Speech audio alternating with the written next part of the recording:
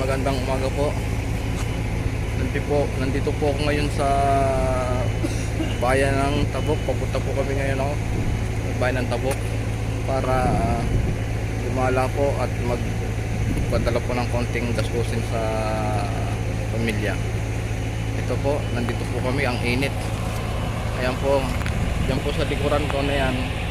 Yan po yung mga bundok dito sa Tabok. Yan o, sa taas ng bundok niya. Yan siya, ang bundok dito sa Tabok. Yan, yan dito sa likuran ko na yan. Puro bundukan yan, puro bundok. Ang init. Bababa lang namin dito sa bus, merienda ng konti, magkape, magchay.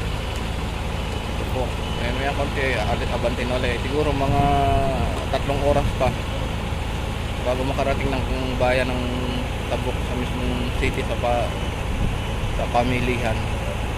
Ito po, nakakainip, sakit sa likod sa bus. Pao po, yan o, sa taas ng buwan yan, ang bundok. Ayun, doon pa, layo pa yung gas sa likod. Yan po, tawag po ang bundok na yan. Yan po yung bakala ang tawag dito sa tindahan. Dito sa Middle East, sinabing bakala, tindahan yan. Yan, ito yung bus. Okay, sige po mga boss, kami po'y lalarga na. Aalis na yung bus namin. Tuloy po sa inyo, maraming salamat po. God bless you all. Thank you po, thank you po, God bless again. Salamat po.